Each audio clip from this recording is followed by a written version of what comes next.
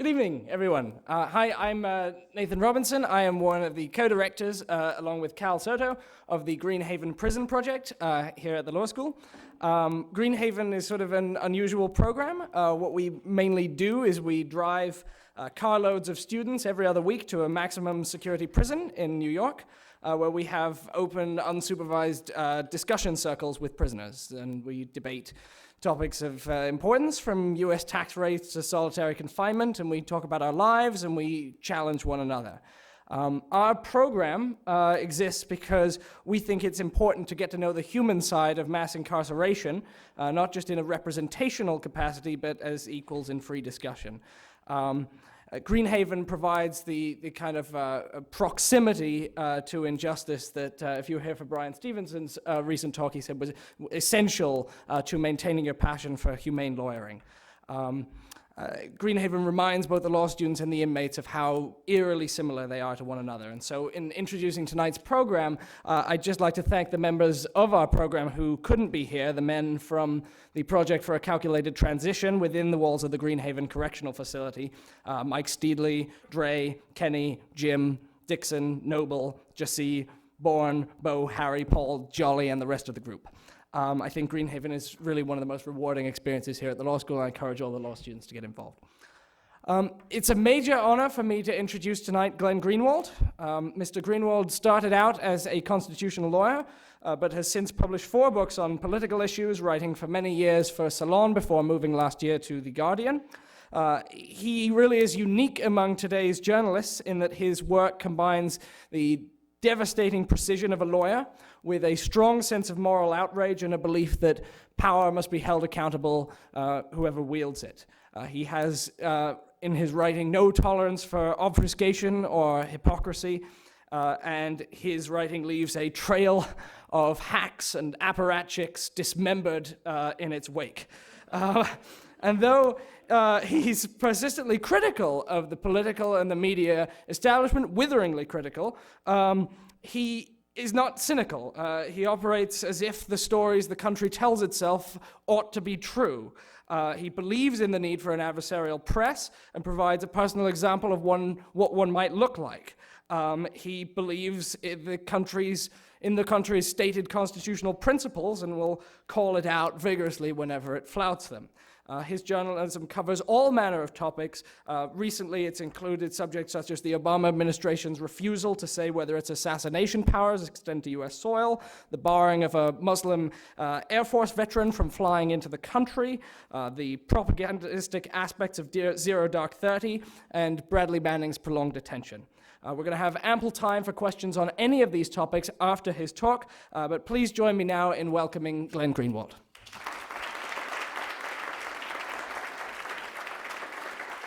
Thank you. Good evening, and thanks for coming out this evening, and thanks to Nathan for those introductory remarks, and thanks as well to the Greenhaven Prison Project for inviting me here to speak. The title of the event that we bestowed on this event was, I believe, Liberty and Justice with Some.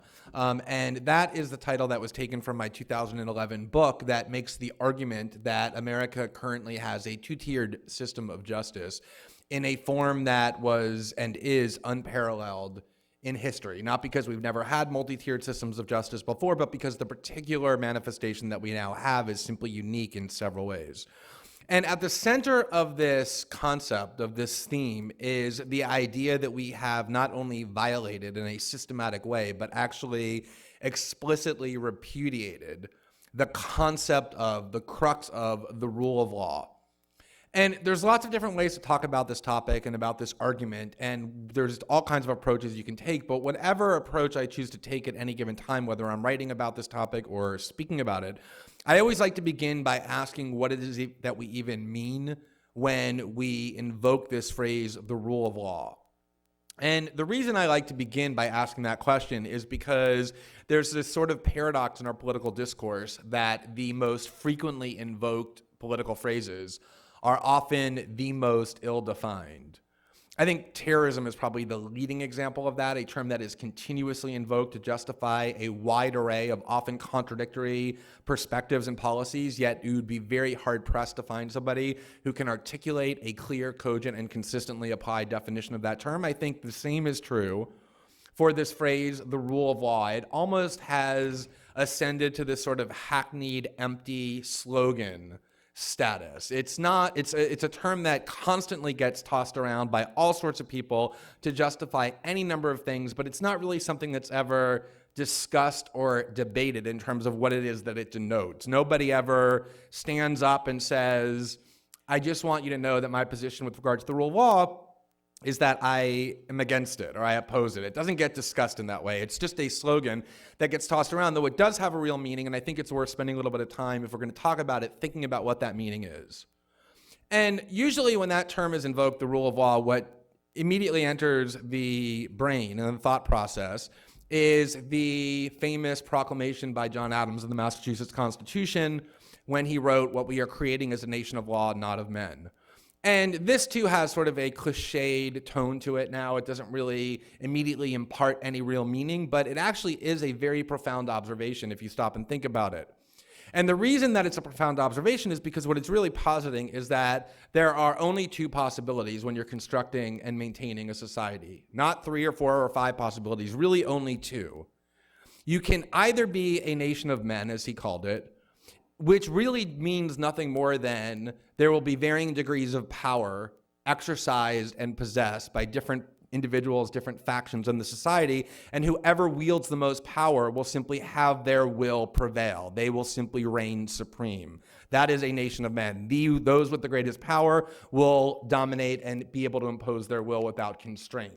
The alternative, and they were searching for an alternative since that essentially was what they were waging a war to liberate themselves from, was not all that easy to devise. What is the alternative to a society in which those with the greatest power can assert their will? And the rule of law really is intended to be the answer to that question, and ultimately it really is the only answer to that question, because in order to find an alternative to a nation of men, you need to have something superior to even those who wield the greatest power, something to which even the most powerful people in the society or the most powerful factions are subordinate.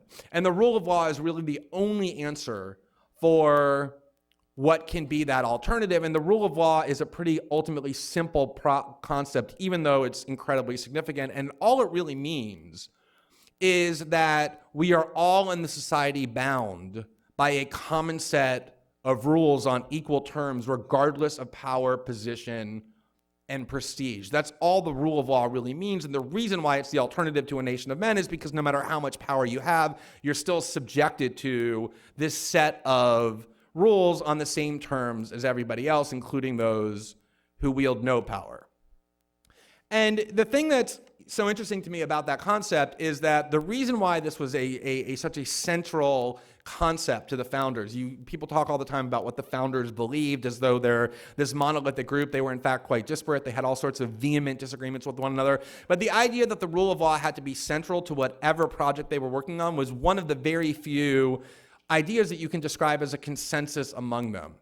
And the reason for that is because every founder essentially recognized that extreme inequality in all realms, in terms of wealth, in terms of power, in terms of position and prestige, was not just inevitable, but essentially desirable, that we were going to have extreme levels of inequality in all sorts of ways. But the only way those outcome inequalities would be legitimate is if everybody began at the same starting point, everybody was bound by the same set of rules on equal terms. Now, to me, the critical point that I want to emphasize more than any other, especially at the outset, is that there is a crucial difference between violating a principle and explicitly renouncing the principle.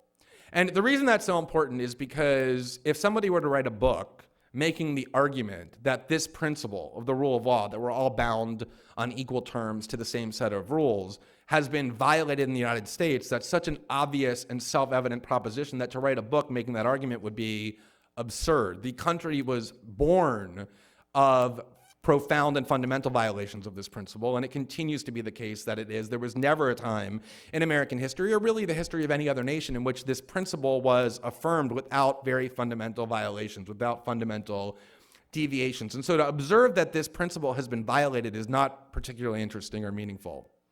But even when the principle of the rule of law was being severely violated and breached throughout American history, including from the very beginning, the principle itself, the validity of the principle, was continuously affirmed. And the reason why that's significant is because, of course, there's a level of hypocrisy to that fact. That's really the definition of hypocrisy, affirming and espousing a principle which through your actions you're simultaneously violating. There, of course, is an element of hypocrisy to affirming this principle while at the same time radically violating it in a continuous way. But even though it's hypocritical, it also has real benefits. Because if you look at virtually every instance in which the United States and the American population has cured these violations, whether it's the emancipation of slaves or the franchisement of women or any of the social movements that were geared toward greater equality in the United States, it was able to succeed by appealing to the existence of this principle. Even if it's a mythology, even if it's a principle that is insincerely or hypocritically affirmed, the fact that it's affirmed as valid means that one can use it as an animating principle for social progress. And that is the history of the United States, being able to take this principle and hold it up as the aspiration to which we're striving and use it as an instrument or a weapon to achieve advancement toward that goal. And so what I argue in this book, and what I think is clearly the case, is that it isn't just that we are violating the rule of law now in all sorts of fundamental ways like we always have. It's that for the first time in American history, in a very pervasive and collective way, we're actually explicitly repudiating it. That really the elite opinion-making factions in the United States no longer even pretend to believe in this principle anymore. It really doesn't retain any sort of validity, even on the mythological level, and I think that's extremely significant. And I just want to spend a little bit of time talking about why that is. And to do that, I just want to talk a little bit about the impetus for why I wrote this book, for why I decided to spend a year and a half of my time focused on this argument, as opposed to a whole bunch of other ones that I might have spent my time on, and why I think it matters so much. And the general impetus for why I decided to write this book, for why I think this is such a crucial concept, there's a general trend over the last decade, which is that the most powerful factions in the United States have continuously committed the most egregious crimes that can be committed without any form of legal accountability or consequence of any kind. That includes the construction of a worldwide torture regime, systematically spying on American citizens without the warrants required by the criminal law, abducting and rendering people around the world to regimes that don't observe human rights, to the systemic fraud that precipitated the 2008 financial crisis. Literally the most destructive crimes committed by those who wield the greatest power that have yielded no legal accountability or consequences of any kind. That is a pretty clear indication that the rule of law, even as a principle, doesn't exist. But there are a couple of specific episodes, just personal encounters that I had that kind of illuminated this idea for me, and I just want to share a couple of those because I think it underscores in a visceral way what it is that I'm talking about. The first episode that really led me to start thinking about this was I began writing about politics in late 2005. I had been litigating, as Nathan said, for about a decade prior to that, constitutional cases, and I began writing about politics in 2005, late 2005. And I started writing about politics 6 weeks or so prior to the revelation by the New York Times that the Bush administration had been spying on American citizens without the warrants that the criminal law for 30 years had required. And I say this with some degree of embarrassment and the recognition that I had a lot of naivete, but I actually thought that when that political controversy arose back then, that it was going to be a fairly straightforward political scandal. Like, I didn't think it was going to be a very difficult or complex debate. I thought it was going to be a fair amount of consensus. And the reason I thought that was because there really was this criminal law that was enacted in 1978, and you can go and read it. It actually really does say that any political official who eavesdrops on the electronic communications of American citizens without first going to the FISA court and obtaining a warrant is committing a felony that is punishable by a $10,000 fine and 5 years in prison for every offense. And the New York Times had said that at least thousands of Americans had been subjected to this eavesdropping without those warrants. And so I thought that at the very least, there was going to be a consensus that once the president got caught doing exactly that which the criminal law said you cannot do without being a felon, that at the very least everybody would agree that that was like a bad thing to do. Like that was just not good. And I thought the debates were basically going to be about what should the punishment be? Should impeachment be considered? Should there be criminal prosecution? What should the remedy be to the fact that this criminality had been exposed, this deliberate, systematic criminality? And I remember back then, this is the first time I started being asked to go on television shows and radio shows to talk about political issues. And the reason was because these producers were looking to have a debate, and there were very few people who were actually arguing that this was a bad thing, and they were frantically searching on Google for people who were, and they found me accidentally and asked me to go on these shows. And I went on these shows, and I went on expecting that the debate was going to be, what should the remedy be for this criminality? And instead, every single one of these public debates that I had in media context involved everything other than that question. The questions were, well, Mr. Greenwald, you're a critic of the president's eavesdropping policy. How can the Democrats really object? Won't that jeopardize their re-election chances in the midterm election? Or how can you not expect the president to want to eavesdrop on the conversation of terrorists? And I remember literally not being able to process those questions. I say with some embarrassment again that I literally thought that those questions, I couldn't even conceive of what they were, because all I kept thinking every time they were asking me those questions, I just kept wanting to say, I know, but it's against the law. It's a felony. And that really should have been all that mattered. And yet it didn't matter. And the reason it didn't matter is because the very idea that the president and the national security state should be bound on equal terms with everybody else by the constraints of law, or especially should be punished in any way when they're caught violating it, is really not a cognizable principle. I might as well have been speaking a different language. And that's really the first time in this visceral way that I started realizing that there was this explicit notion that those who yield the most power should not be, not just aren't, but should not be subjected to certainly the criminal law and really legal constraint itself. And then the next episode that sort of led me to that same conclusion, but even in a stronger way, and this is what really led me to write the book, was the only way I could stay sane after participating in this debate, which was the debate over whether or not the nation's telecoms, the telecom giants, who had participated in this illegal spying program by allowing the government to spy on the telecommunications of all of their customers, building networks that allowed backdoor spying and whether they should be retroactively immunized by an act of Congress for any and all liability, criminal or civil, that was coming from those criminal acts. And what was so surreal about that debate, about whether telecoms should be immunized, was that the law that had been in existence for 30 years already provided immunity to telecoms. What the law said, these laws were enacted in the wake of the Church Committee report that discovered the U.S. government was abusing its eavesdropping powers for decades. And what members of Congress realized was that it wasn't enough to just constrain political officials from illegal eavesdropping. They had to constrain the telecommunication industry as well. And they wrote these laws that said it shall be a criminal offense to participate, if you're a telecommunications company, in any illegal government spying. And the only thing the telecom lawyers really wanted was clarity. They wanted to make sure that they couldn't break these laws by accident. So there were provisions in the law that said the only way that telecommunications companies can be prosecuted or found to have broken the law or held accountable is if they deliberately and knowingly break the law. If it's not deliberate and knowing, then they shall be immunized and held harmless. They already had the most extraordinary immunity provision you can have, because the only way they could be punished is if their illegal conduct was both knowing and deliberate.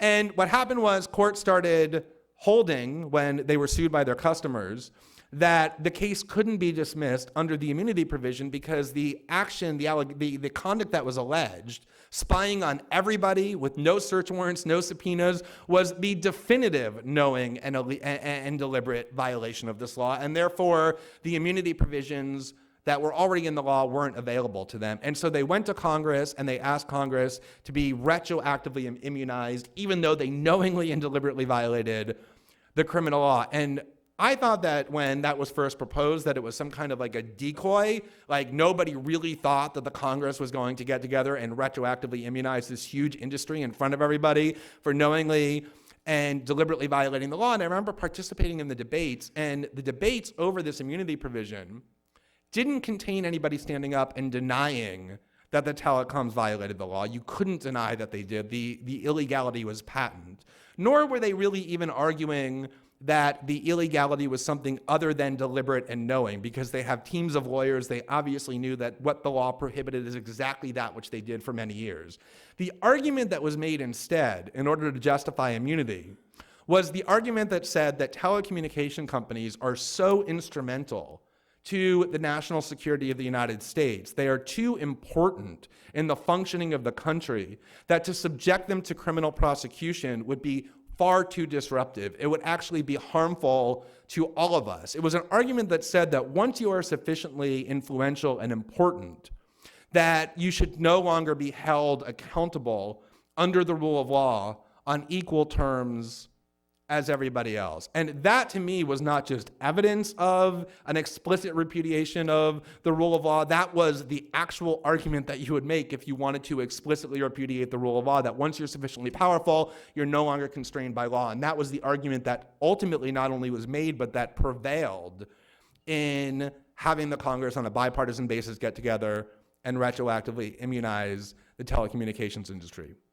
And so what I did in this book, what I wanted to do in this book, was I wanted to go and find out how it is that this mentality arose, what it is that led to the propagation of this idea that once you're sufficiently powerful, you no longer can be subject or should be subject to the rule of law. And what I really ultimately found was that the way in which this template was pioneered, the first instance in which it really emerged in such explicit form, was the 1974 pardon of Richard Nixon by Gerald Ford. And what's amazing about that episode is if you actually think about what happened there and you go and watch what Gerald Ford did and said when he appeared on national television and had to explain to this extremely cynical country about why it was that the most powerful political official, when he got caught breaking all sorts of laws, was going to be completely immunized. He was very uncomfortable. He was squirming. He was sweating. He knew that what he was saying was completely unpersuasive and corrupt. And what he said in order to justify this was, he said, look, I'm a believer in the rule of law. Of course, he said, the rule of law is no respecter of persons. We're all equally bound by the same set of rules on equal terms, regardless of how powerful we are. The rule of law is no respecter of persons. But he said, and this was the caveat that was concocted to gut the very principle that he had just invoked, he said, but the rule of law is a respecter of reality. Meaning that if it is too disruptive, if it is too unpleasant, if it is too distracting to subject someone by virtue of their powerful position to the rule of law, to the accountability mechanisms that we've established for punishing people for breaking the law, then it's not just that it's for their good, but for our collective good, that person be immunized and we simply move on. And that became the mentality, the template for how immunity was vested in virtually every powerful faction over the course of the next 4 decades when they got caught breaking the law. And what it ultimately culminated in is the Orwellian slogan that the Obama administration and the president himself continuously invoked whenever they had to explain why crimes of torture and illegal eavesdropping and rendition, and now ultimately systemic fraud on the part of Wall Street, weren't even being criminally investigated, let alone prosecuted. And that phrase was, well, I think it's very important, citizens, that we look forward and not backward. And what's really amazing and striking about that Orwellian phrase is that it just completely makes no sense of whatsoever. I mean, if you really accepted it on its terms, you would immediately open up the prison doors to every single penitentiary and release every inmate, because every single crime, sort of by definition, actually takes place in the past, not in the future. And if we were really looking to the future and not the past, we would never punish any crime by definition. They all take place in the past. But of course, that phrase, that theory, that mechanism of shielding people, investing impunity, doesn't apply equally to everybody. It only applies to those who wield the greatest power. And this, to me, is really the crux of the issue, the reason I wrote the book.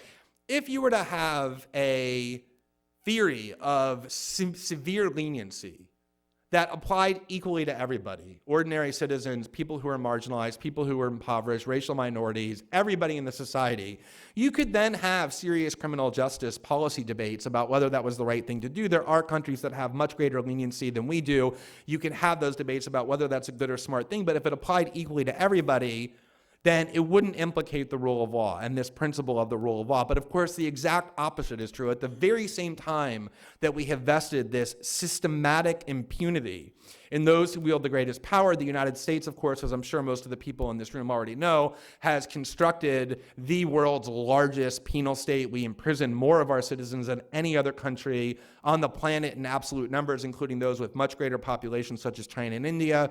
We imprison people at a much greater proportionality rate than any country in the world. We imprison people for more trivial offenses for longer prison terms without any possibility of parole, more so, more harshly than any other nation in the West. And so at the very same time that this extreme permissiveness and license to break the law has been vested in the most powerful, the exact opposite framework of extreme amounts of harshness and a complete lack of mercy and leniency has been created for the least powerful. And the Nixon pardon really is the ultimate expression and embodiment of that. Because Richard Nixon's career in the 1960s was rejuvenated by railing against the social disorder and movements of dissent and the need to be increasingly harsh and unforgiving in how we punished criminal offenses, calling for much greater and longer prison terms, much fewer and more difficult opportunities for parole. And it's just unbelievably revealing that the very politician that empowered himself based on this law and order agenda is the same one who, the minute he got caught committing far more serious crimes than the ones that were being punished, not only never saw the inside of a prison cell, but even the inside of a courtroom. And so that to me is really the embodiment of how this principle has been not just violated, but repudiated. And so I just want to spend a little time talking about what the implications of that are, the principal implications of expressly renouncing the rule of law this way. Because really what it ultimately means is that when you say that the rule of law is being explicitly renounced for those who wield the greatest power and that they are entitled to this virtually absolute impunity, what you're really saying is that those who wield power, the people who wield political power and the factions who control the government, are able to do essentially whatever they want in the assertion of their power without any meaningful constraints. And when you have a society in which those who wield the greatest power can do so without any meaningful constraints, and there's no point in having laws if you don't have punishments for violations, those laws cease to become mandates, they're just sort of suggestions. It means there's no meaningful constraints. What you really do is you radically change the political culture, and you specifically change in a very fundamental way the relationship between the citizenry and the government. And I just want to, in order to close, and then we'll do a question and answer, I just want to share a couple quick personal anecdotes that really kind of highlighted the way in which that's true, because this is sort of an elusive concept, the way in which the relationship between government and the citizenry changes when people can exercise power without constraints. And what I would say, just as sort of the framework to this anecdote, is that I think in a free and healthily functioning political culture, people who wield power do so with great fear of the consequences of what will happen if they abuse that power. They fear the people over whom they're exercising that power. The fear that they have of abusing their power might be legal. They fear that they're going to be investigated or prosecuted. It might be reputational, that they'll perceive or fear that they will live in disgrace and shame if they abuse their power. It may be physical, that they fear that they will be attacked or even killed, but some necessary healthy fear has to reside in the heart of those who wield power about the consequences of what will happen if they abuse their power in order for society to be free. And in the tyrannical society, the exact opposite framework happens, which is that those over whom power is wielded fear their government, fear the people who are the most powerful factions in the society, because they know that that power can be exercised without constraints. And I think that latter dynamic is the one that now prevails when the American citizenry thinks about how they relate to their government and to those who are most powerful in the society. It's a climate of fear that has been cultivated and sustained by virtue of powerful factions being able to operate without constraints. And this personal anecdote that kind of highlights that for me took place in January 2010, and this is really probably the single most profound experience that I've had that has shaped my political thinking about most of these issues. January 2010 was the first time that I ever wrote about the organization WikiLeaks. I've spent several years writing repeatedly about them, usually in defense of the transparency project that they brought. But January 2010 was the first time I ever wrote about them. It was a time when almost nobody had heard of WikiLeaks before. It was before any of their significant news-making leaks in the United States. I hadn't even heard of them in January of 2010. And the way that I found out about WikiLeaks was in 2008, the Pentagon had prepared this top secret report that expressly declared WikiLeaks to be an enemy of the state. It said that WikiLeaks was posing a profound national security threat to the United States, and it plotted ways to destroy WikiLeaks. It talked about fabricating documents and submitting it to them so they would publish it and then have their credibility destroyed, or uncovering their leakers so that people would be afraid to leak to them, or otherwise destroying their reputation. And ironically enough, this top secret Pentagon report got leaked to WikiLeaks, which then published it on its website.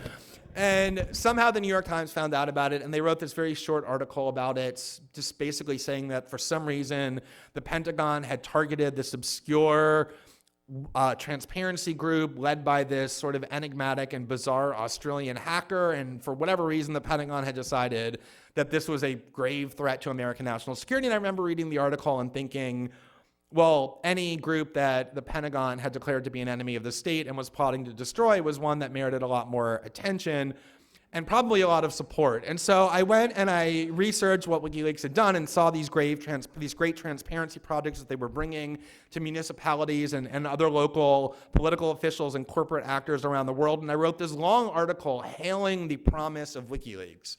And I interviewed Julian Assange, and I posted the audio of that interview. And at the end of this article, I encouraged my readers and everyone else to go and donate money to WikiLeaks electronically because they were suffering from budgetary constraints. I knew they were sitting on really significant leaks that they were having trouble processing because they couldn't pay for staff and the technology they needed. And I posted the links about how you could donate money to WikiLeaks by PayPal, via BankWire, and in all sorts of other ways. And in response to my writing that, I had dozens and dozens and dozens of people, literally, in all sorts of venues, at events like this, by email, in the comment section of the article I wrote, saying to me essentially the same thing, saying essentially something along the lines of, look, I completely understand why you're so enthusiastic about WikiLeaks and why you believe they merit all this support. I actually do want to support WikiLeaks. But, they said, I'm afraid that if I donate money to WikiLeaks electronically, that I will end up on some government list somewhere, or even end up being subjected to criminal liability if WikiLeaks is retroactively declared a terrorist group and I'm then charged with materially supporting a terrorist organization. And these were not like super crazy, paranoid people prone to all kinds of baseless conspiracy theories. Believe me, I can recognize people like that instantly from extensive interaction. These are really like sober, rational people.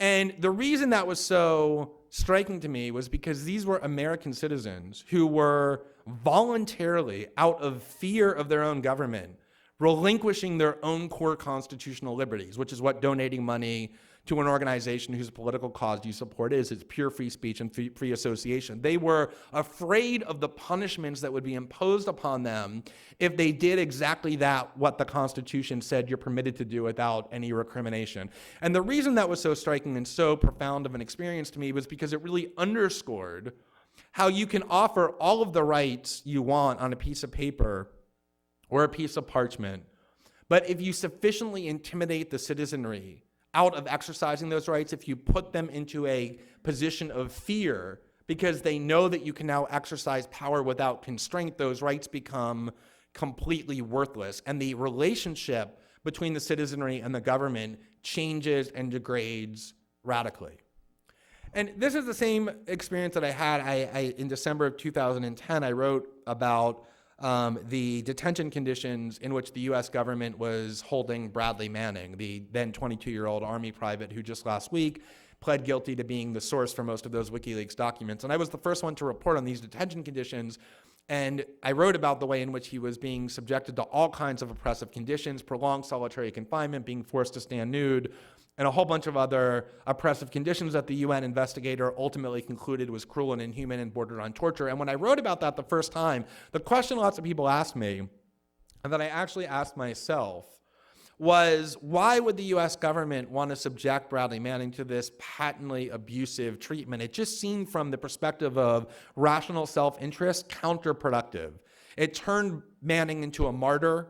It distracted attention away from what he had done to what the US government was doing. In fact, Obama's own State Department spokesman, PJ Crowley, publicly denounced the treatment and then eventually was forced to resign over it.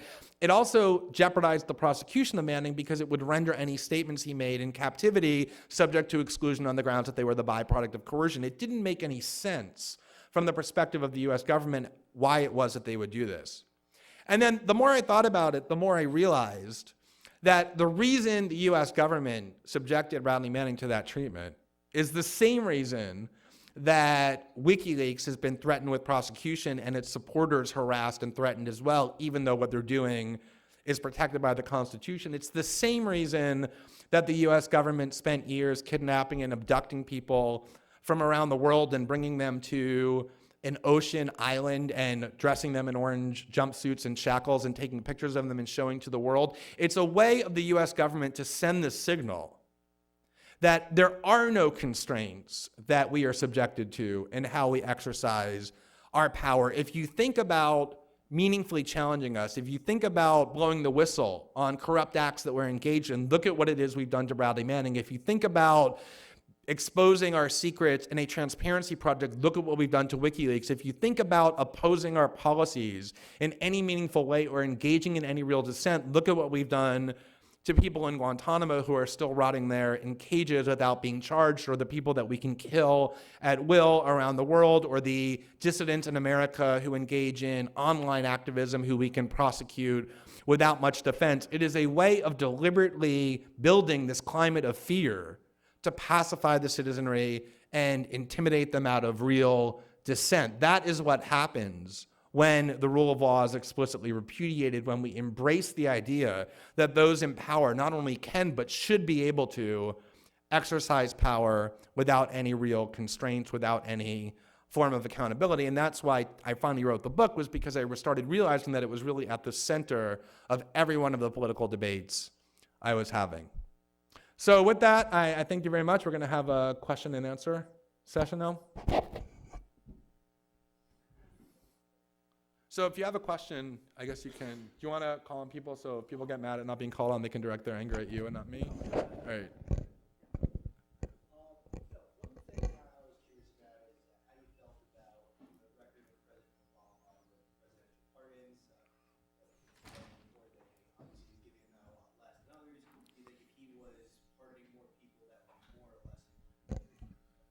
Yeah, it's a great question. I mean, like I said before, if the classes of people within the United States, those who wield power, those who are marginalized, were treated on equal terms, whether subjected to the same degree of leniency or the same degree of extreme harshness, then it wouldn't implicate rule of law questions. I wouldn't have written this book. I probably wouldn't be here talking about any of these things. The reason that I am is because that's exactly not the case. And not only has President Obama been extremely stingy by historical standards with the pardon, even though more than ever before, you can so easily find cases of people incarcerated for horrendously long periods of time for genuinely trivial transgressions. It's extremely easy to find cases where the pardon power would be completely justifiable and supported by a broad array of people. If you look at the last round of pardons that he announced, which I think was about 7 or 8 days ago, you actually will laugh when you read them, because I think in 16 or 15 out of the 17 cases, the people that he pardoned didn't have any prison time at all. They had probation or some trivial fine. They were really not just insignificant violations of the law that they were convicted of, but insignificant punishments. It was designed to be extremely controversial. I don't know if the people are politically connected. I don't know what attracted the government to target them for a pardon. But I do know that there are none of the cases that you read about every day that just sort of shock your conscience about the duration of the prison terms for people who don't have any power. And so even the way the pardon is being used in the rare cases that it's being used sort of shows that there's a complete unwillingness to extend any form of leniency to people who don't wield power for the people who need it the most, done by the very same administration that has not just failed to prosecute Bush-era crimes, but that has affirmatively protected them in every way, gone into civil proceedings and invoked secrecy and immunity and standing provisions to make sure that the courts don't adjudicate those questions, that have intervened in the affairs of other countries like Spain and Germany, where there were criminal proceedings underway to investigate the torture that was done to their citizens. This very same administration that has acted in all sorts of ways to protect the most powerful people from the most egregious crimes has done nothing to extend anything like that leniency to the kind of people that I guess the Greenhaven Project probably works with all the time and that people around the country are very familiar with. And it's exacerbated this problem that I'm talking about.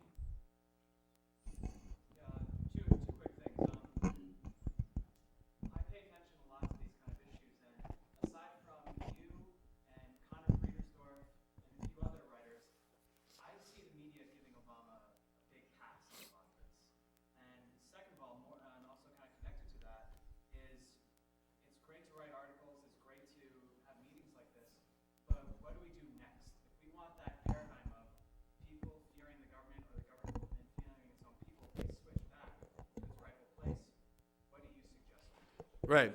So, as far as like the disparate treatment and the sort of license that has been given to the Obama administration to cross these lines, it's not really just the media. It's sort of the political culture in general. If you look at what the civil liberties controversies were of the Bush years, if you just pick two that I mentioned, one that got a fair amount of attention was the fact that George Bush asserted the power to eavesdrop on American citizens, just eavesdrop, on conversations without any judicial review.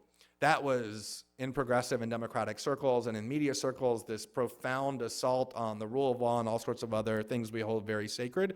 And then the other controversy was the asserted power to detain people, foreign nationals without any due process, and then even American citizens like Jose Padilla. These were controversies that provoked the most strident condemnations in all sorts of elite opinion-making circles when George Bush was doing them.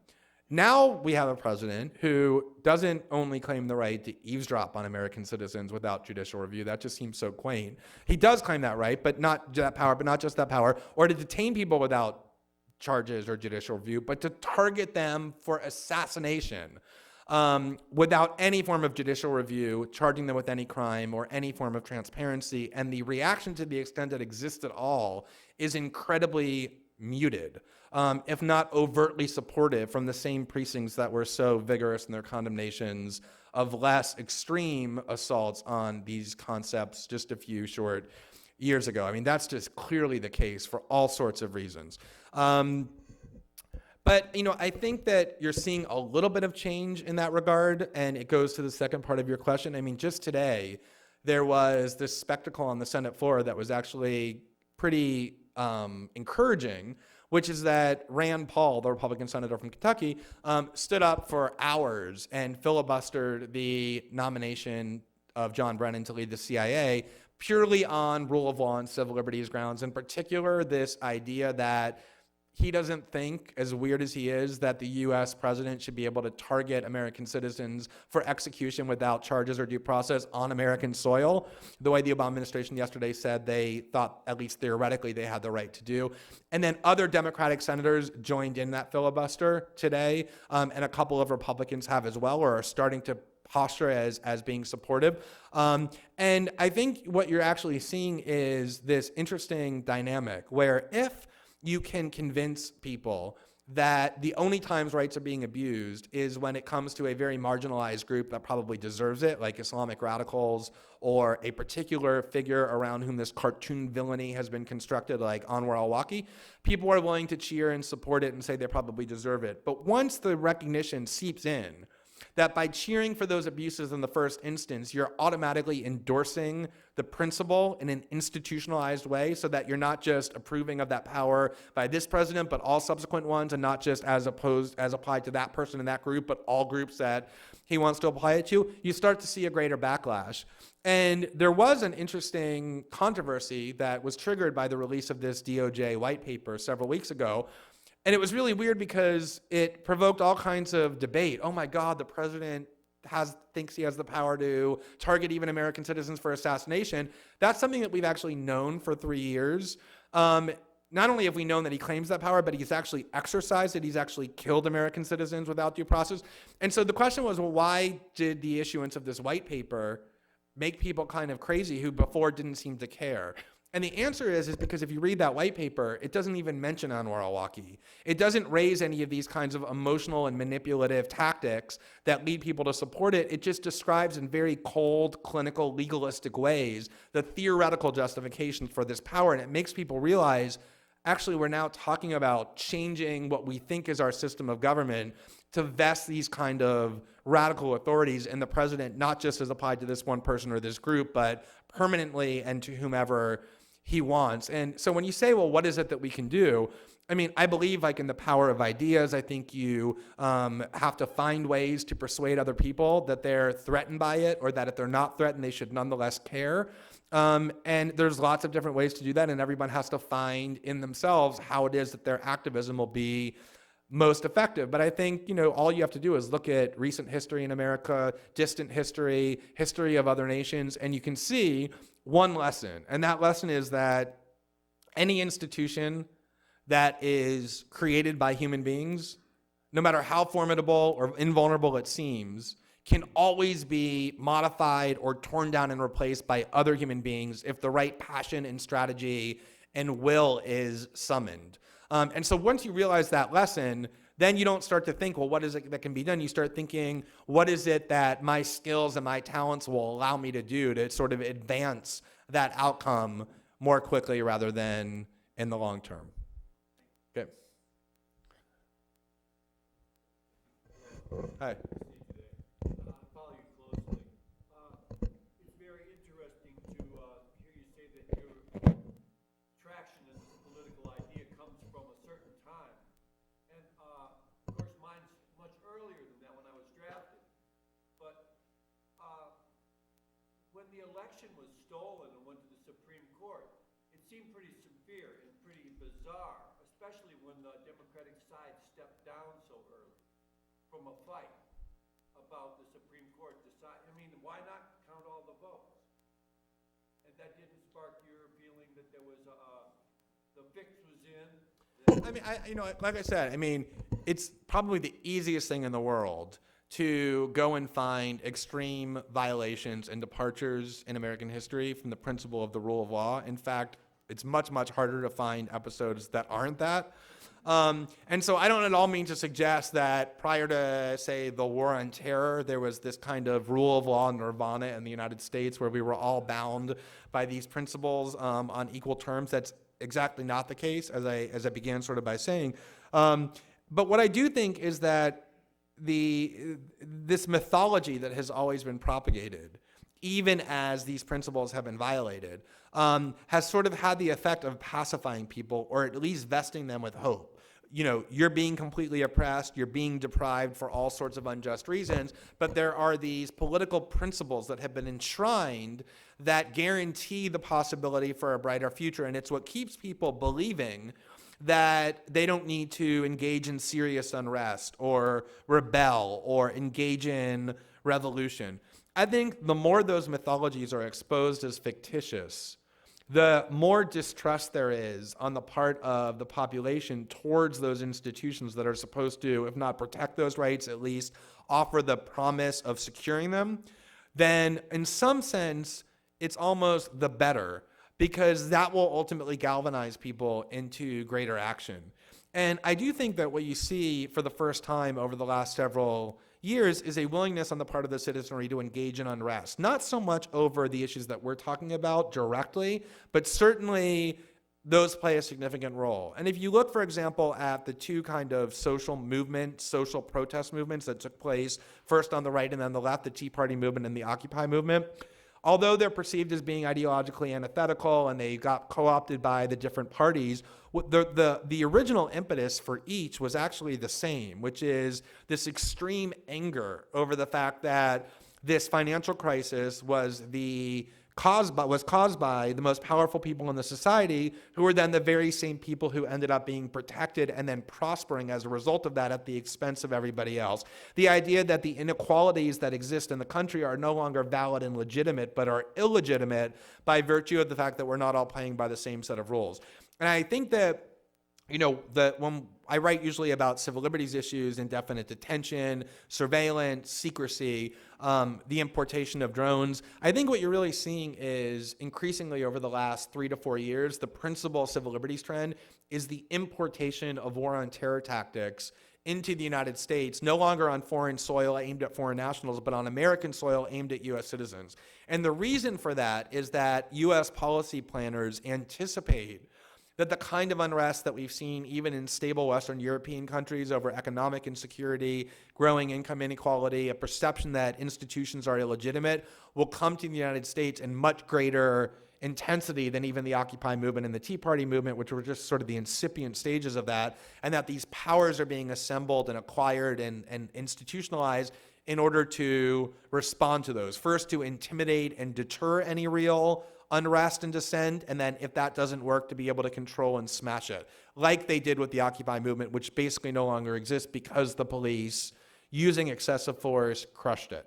And so, I think that process and things like the 2000 election, which caused people for the first time, lots of people to really question whether the Supreme Court was even a legitimate institution. Lots of people, because of that episode, have permanently stopped seeing it as having any kind of legitimate claim to objective legal authority. The more that happens, the more people become cynical and even distrustful in a central way about political institutions, the more fundamental change becomes possible.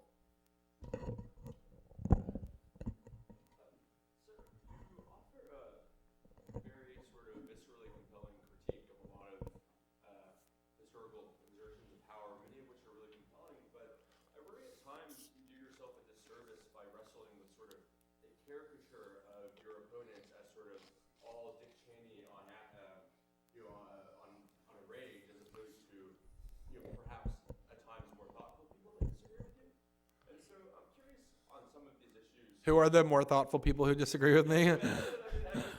That proves the point that.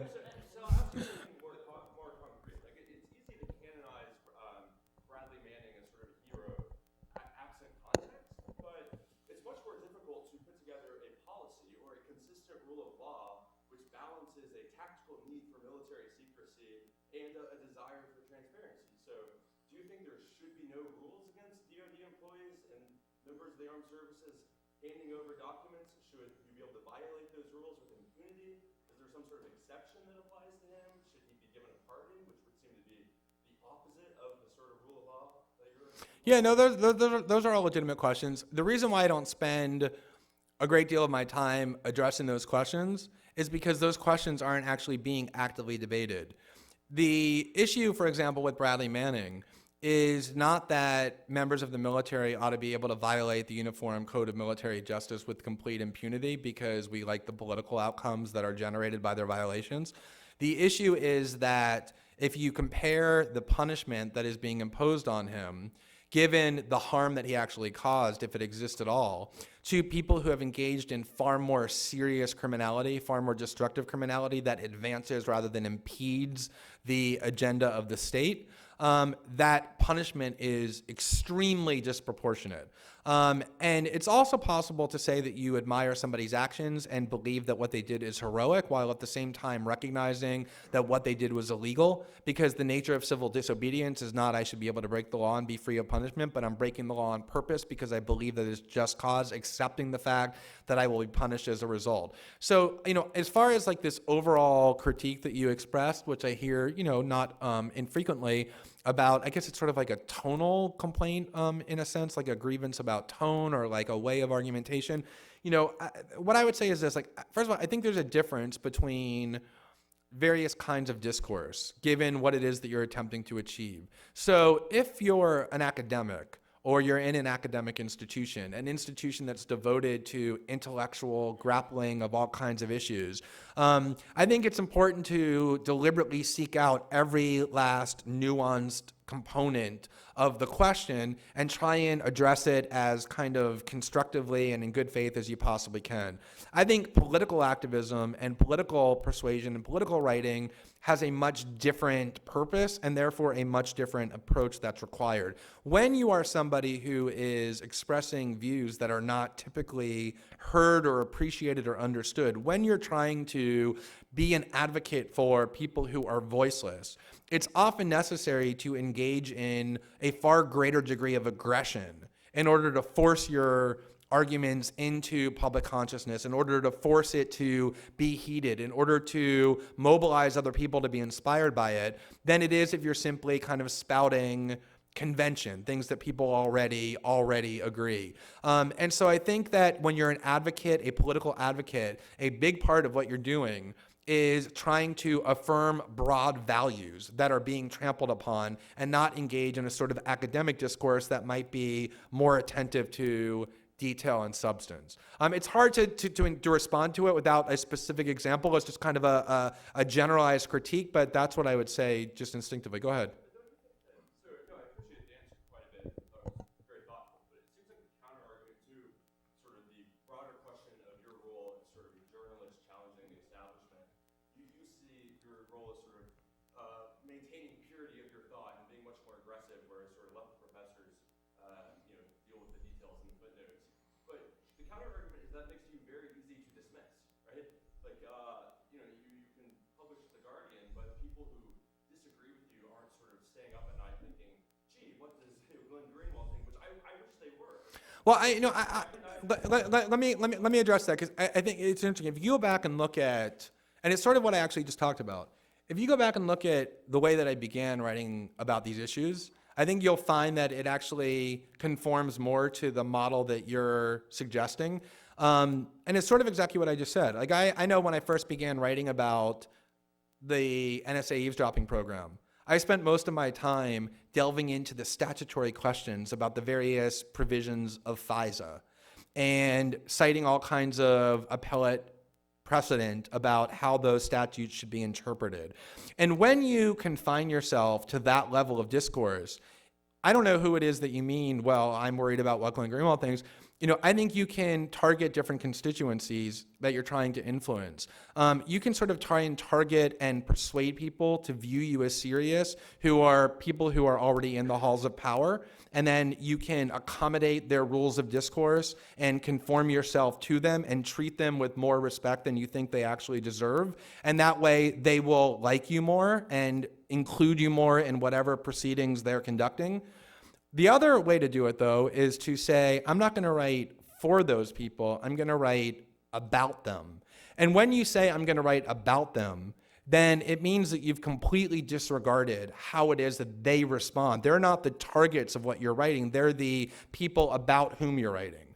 And what you're actually trying to do is to persuade other people to view their rules and conventions as illegitimate. And that means a lot of times not engaging them and treating them as though they are entitled to greater deference and respect than you think they are, but it sort of means standing outside and throwing rocks, trying to hold up a mirror and show why they're corrupt and illegitimate and should be treated with disrespect. And I think you're right that, whatever course you choose, you're going to have a different influence. I know from writing about the sort of eavesdropping controversy that I began by talking about, that when I was confining myself to those more legalistic issues that might command greater respect among, like law professors or former Justice Department officials or whatever, sure, I would be treated as though I were, deserved to be sitting on a panel next to some assistant U.S. attorney talking about these issues, but that it wasn't really engaging the population generally, because it wasn't really appealing to their sense of what is going on. It wasn't really becoming a force of true adversarial journalism or activism. And so I made the choice that I think the way to be more effective is by trying to speak to a broader population, trying to invoke the rightness of political principles rather than being somebody who's trying to force myself into these institutional processes that I don't think merit much respect or attention. And so it's just a choice that you make. And each one has trade-offs and each one has benefits and drawbacks. Yeah, so today I read that the ACLU just launched this new campaign against the militarization of police in the United States. And so what you're saying sort of makes me think about other communities that well before the Nixon pardon had been, had been under attack pretty explicitly by the U.S. government. Mm-hmm. When you think about minority communities in the United States, when you think about immigrant communities, how do you connect? How much do you think politically they're able to be connected now that there's sort of a more widespread acknowledgement of, oh, we're all sort of under this sort of power dynamic? And how much historically do you think that is connected? Is that even a legitimate conversation to have? Yeah, I mean, I think that one of the things that you can tend to do is to be very critical of U.S. political culture and U.S. political history, and it's all very well deserved. But a lot of times that can obscure the parts of U.S. political history that are actually positive and encouraging and from which you can draw sort of inspiration. And so there are all kinds of instances of the abuses that you're talking about that still persist in all kinds of pervasive ways, but that have been improved or in some cases more or less overcome. And part of what I try and do when I think about the injustices or corruption that we face in a contemporary way is to look back at those historical lessons. And I think you can draw historical lessons not only sort of on an intellectual level, but also in terms of political strategizing and political communications. And you can use those values that animated that advancement to try and do that now. And so I think, the history of African Americans in the United States, the history of women in the United States, all has this kind of principle at its core, which is the principle that I'm appealing to when I talk about the rule of law or the fact that we're all bound by the same set of rules and conventions. Not because I have this Pollyannish view of what the rule of law is. I'm well aware of the fact that law has always been an instrument of tyranny, right? If you enact unjust laws, then law becomes a weapon of oppression and not of bringing about justice. But this kind of framework that has been embraced about what America is and what it means and what has driven it, whether it's accurate or not, is something that is a kind of political value that is embedded in all of us. And so I think by appealing to that value, even if you don't really think that it's been embraced sincerely, at all or usually, is a really important tactic for getting people to see that what you're advocating isn't something exotic or foreign to them, but something that's very familiar to them. And as far as, the ACLU project that you just mentioned, this really goes to exactly what I was saying before, was that when I talk about the importation of the war on terror, this idea of the militarization of police, what you're really talking about there are two things. One is, in the wake of 9/11, the massive amounts of Homeland Security money justified in the name of the foreign terrorist threat were mostly directed towards buying all sorts of weaponry that we would think about being used in Baghdad or in Somalia, being used in American cities. And not just the weaponry, but the tactics, the uniforms, the entire mentality. It's a paramilitarization of the U.S. police force. You saw that in response to the Occupy movement. People live in the inner cities, see it every single day. And so that's part of this importation of the war on terror tactics. And then the other part of it is this idea that drones and other kinds of weapons that have actually been used for war are now being increasingly implemented by local police departments. And most advocacy groups like the ACLU have given up on the idea of trying to prevent that from happening. Everybody acknowledges the inevitability of this very fast proliferation of drone technology. Probably within 3 to 4 years, every police department in the country will have at least one of them. Most large ones will use them for a wide array of purposes. So will corporations, so will private individuals. And so really what they're trying to do is to impose some kind of regulatory framework to prevent that from becoming yet another weapon that's just used to kind of shield the prevailing order and the powerful and be another means of suppression. It's one of the most important challenges that we face, because you talk about this kind of American militarism and all the destruction that it wreaks on foreign soil. It's an entirely different matter if you start to then import it onto American soil and have it become part of population control and how the U.S. government maintains social order. But that definitely is the primary battle. As you know, we have an active committee in Connecticut fighting the indefinite detention provision. What we come against sometimes is people say, you're being hysterical, read the law. It only applies to people who are working with Al-Qaeda or associated forces. Nobody really should worry about that unless they're actually. Right. So, I mean, obviously, this is the framework that is used in every single case. I mean, if you go back, there's this quote from John Mitchell in 1968 when people started becoming concerned about how the Nixon administration was using its eavesdropping authorities without any regulatory framework, and he gave a press conference and said 3 different times, I think the critical thing here is that you have to realize that we're not interested in spying on people who are doing anything wrong. We're only interested in spying on the criminals. That was always said about the communists. The Bush administration constantly said that whenever these questions were raised about the terrorists.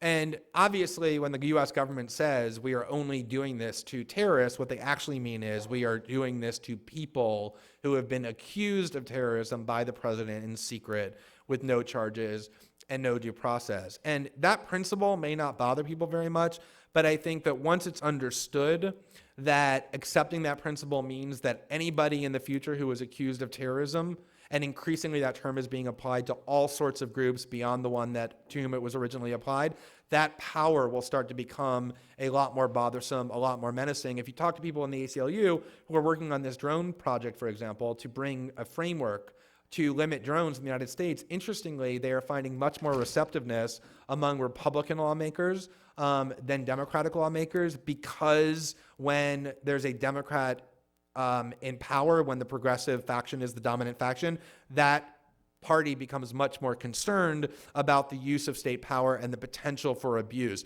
I think Democrats have already had that fear because there was a Republican in office beforehand. And this is all ultimately sustained by appealing to fear of terrorists, fear of criminals. And I think finding a way to tap into the corresponding fear, the fear of what will happen if you vest so much power in the government that they can abuse it without limits, that it can actually threaten people that you care about and even yourself, is probably the single most important strategic imperative in order to advance. Because you can have all these intellectual arguments, but unless you're finding a way to compete with those primal instincts that are being exploited, fear being the principal one, you're never really going to be able to move people to care enough to oppose these forces.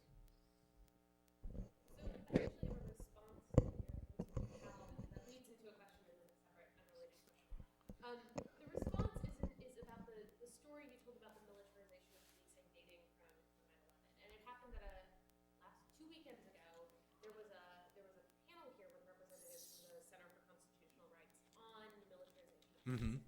And the story that they told, at least from the New York history, is one where that militarization grew out of the quality of life policing of the 70s, 80s, and 90s, and in particular the response to the Republican convention. Well, that was too much more. But out of a much broader set of goals around event policing and designing a city that's more of a playground, and sort of related to that, there's also this notion of rule of law and the way it's been used ideologically that's associated with E.P. Thompson and a sort of Marxist critique of the state and of law and of rule of law being associated with certain property regimes. So I guess the first question is to ask where the rule of law fits in, both as a way of upholding a particular capitalist or economic understanding of the world rather than just this kind of top-down tyranny, and also to maybe push back at the story of this militarization as being purely a post-9/11 Right. phenomenon. The second question, which probably is a little bit unfair, and I followed it not that closely, but closely enough to know that your view on this is certainly in the middle ground on this, but Assange has been accused of rape. Right. There are charges pressed against him. Yep.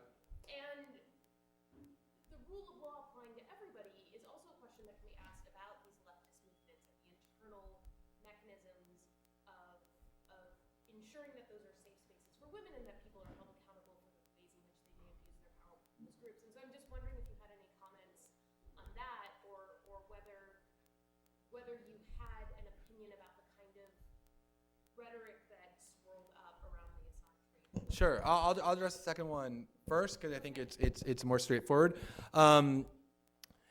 I like 2 years ago or so, I met with this person in this restaurant who I had planned to meet, and he was somebody who was really instrumental in the beginning stages of WikiLeaks, and he was in particular very central to the acquisition and preparation of the collateral murder video, the video showing the Apache helicopters killing unarmed civilians in Baghdad and then rescuers. And by the time I met with him, he had just stopped working with WikiLeaks. And he explained that he's a Dutch national. And he explained that the reason that he had stopped working with WikiLeaks was because he was never afraid that the Dutch government was going to knock on his door one day and say, we're here to charge you with criminal offenses. He thought that was likely to happen, but he said he never feared that because he knew that he could simply retain lawyers and that he had faith in the Dutch criminal justice system, that he would be acquitted because he knew he had done nothing wrong. But he said ultimately what drove him out of working with WikiLeaks, despite the fact that he was every bit as enthusiastic about the cause, was the fear that the Dutch government was going to knock on his door one day and say, we are here because the United States has requested your extradition and we are going to send you to the United States. Because he said he had no faith in the processes that he'd be subjected to as a foreign national accused of threatening the American national security because he's seen people disappeared and put into cages, et cetera. This fear of being sent to the United States and ending up in the grips of the American justice system is one that I can assure you is the predominant fear on the part of every online internet activist and radical transparency activist in Europe and South America and everywhere in the world. They don't fear their own governments. They fear being sent to the United States.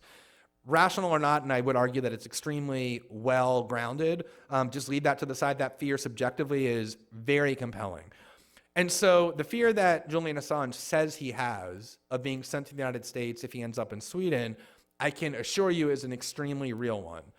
That said, every single defender that I know of and that I respect of Assange's asylum request in Ecuador and the like has always said that if the Swedish government says and guarantees that by going to Sweden, he will not end up being extradited to the United States to stand trial for leaking, that he should and would get on a plane and go to Stockholm immediately, because those charges that are pending in Sweden are extremely serious and merit resolution. And those women have every bit as much of a right to have their rights vindicated as he has his rights to be vindicated. And it's only because the Swedish government has refused to do that did lots of people, including the Ecuadorian government, ultimately conclude that the only reason or the main reason that they want him to go to Sweden, that the Swedish government is so devoted to that, is as a means of getting him onto Swedish soil, whereas they've proven in the past they can easily hand him over to the United States. So there's an easy solution that ought to be embraced by everybody, which is be given a guarantee that you're not going to be secretly handed over to the U.S. to face charges on espionage, and then tomorrow go to Stockholm and face charges for that. There's a lot of disgusting things being said about calling into question the veracity of those allegations. There's no way to opine meaningfully on those allegations because there's been no judicial proceeding, and the evidence hasn't been subjected to any kind of scrutiny. So that's my view on that.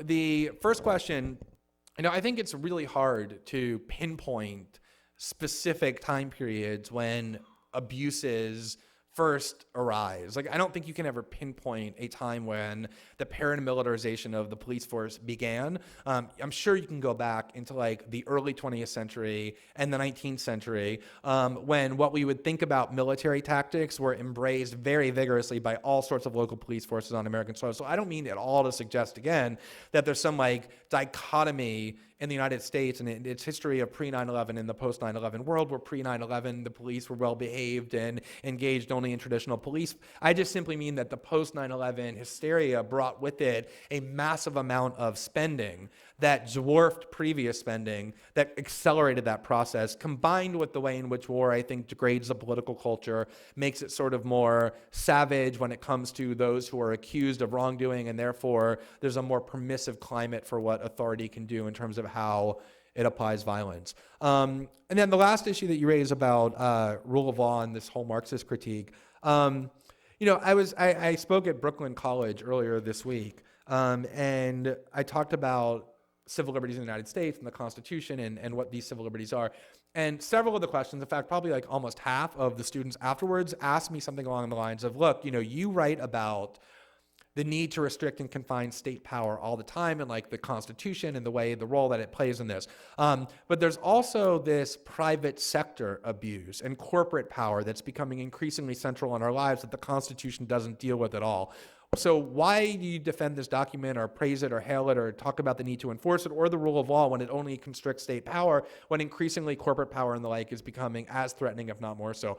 And I mean, of course it's true that the Constitution doesn't constrain corporate power, financial wealth, private power, for exactly the reason that I said, that the founders were really people who liked inequality in the private sector because that was where their power would flourish. What they were really worried about was confining and restricting the democratic process so that majoritarian mobs, as they saw it, couldn't threaten their supremacy in that private realm. So the document itself, even the Constitution, sort of like the rule of law, is not only violated sometimes and can not only be used for bad ends, but in some sense was created to serve the purposes exactly the opposite of the ones that it's claimed they serve.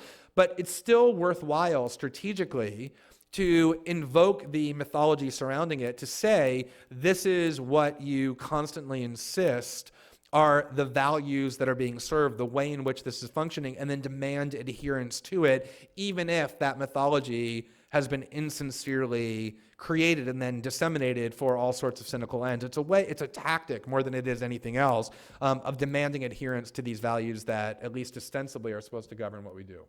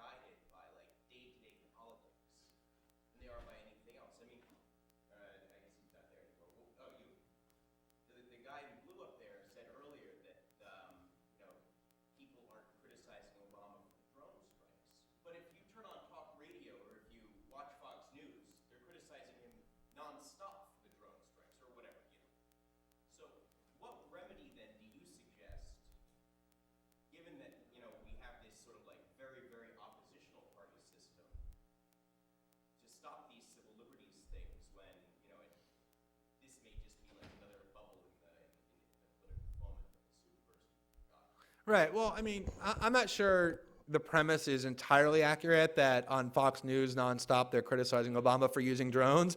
I think, when a political controversy arises involving Obama, the instinct of Fox News and right-wing talk radio immediately is to ask how can we criticize him for it and side against him.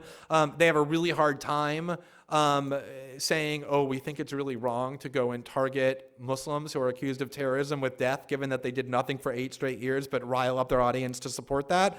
And mostly they've confined their opposition in this regard to sort of mocking progressives for their hypocrisy, for objecting so vehemently in the Bush years and then being sort of acquiescent in the Obama years. So I don't really think that there is this sort of establishment sentiment against these civil liberties abuses being expressed in those kind of venues. But what I do think is that there's a tendency to kind of dismiss the potency of these issues. If you look at the Obama campaign in 2008, he made a lot of these issues not ancillary to the campaign, like just sort of checking off the list for a few like isolated fringe people like the ACLU, but like central, right? He was running around for a year saying, we need to close Guantanamo, we need to stop torturing, we need to shut down CIA black sites, we need to prosecute the war on terror, consistent with our values, we need to restore the rule of law, we need to end what he called Louis Libby justice, the idea that if you're politically well-connected, you get protected from your crimes. These issues were a central part of the promise of change that he was selling and that huge numbers of people responded to in a very positive way. He won election as president of the United States in 2008, promising to restore civil liberties as one of the principal prongs of his presidential vision. And if you look at polling data in the wake of his inauguration, when they were asking things like, do you support criminal investigations of torture and warrantless eavesdropping and the USA attorney scandal, large pluralities wanted criminal prosecutions and significant majorities wanted criminal investigations. And it was only once Obama said he wasn't going to pursue those did that change. Same with closing Guantanamo, same with winding down wars, same with offering people due process. All of these issues actually resonate among American citizens far more powerfully than we often think, precisely for the reason that we were talking about earlier, which is that they're sold by appealing to these values that we're all inculcated with and that are sort of at the center of how we conceive of ourselves and our political culture. And, you know, part of the reason why I spend so much of my time being, I guess, what you would call really mean and nasty, but what I see as sort of critical and trying to influence and control Democrats and progressives is precisely the point that you made, which is, as long as civil liberties is sort of this plaything between the two parties, where Republicans pretend to want limited government and fear their government when there's a Democratic president, but then cheer for every expansion of executive power when there's a Republican, or progressives claim that our Constitution is being shredded when the president can eavesdrop on or detain people without due process, but then are perfectly content when the president, if he's a Democrat, can assassinate you without due process.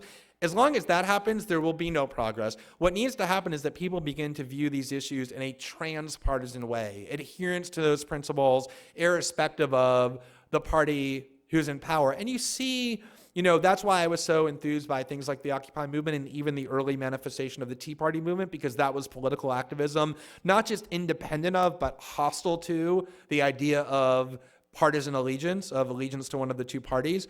There are all kinds of examples in American history where political activism that was very powerful and effective, that transcended partisan loyalties, asserted itself. And I think, like I said today, that I was encouraged by the proceedings in the Senate, because I've always thought that there's a very effective way to sell to everybody the idea that these principles need to be defended even when your party is in office, because if you let them be violated, then the next time there's a president that you dislike or distrust, it's going to be far too late and you're going to be subjected to these kind of dangers. And so that's the strategy that I pursue for exactly the reason that your question suggests.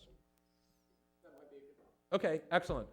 Thank you very much for listening and coming and the great questions.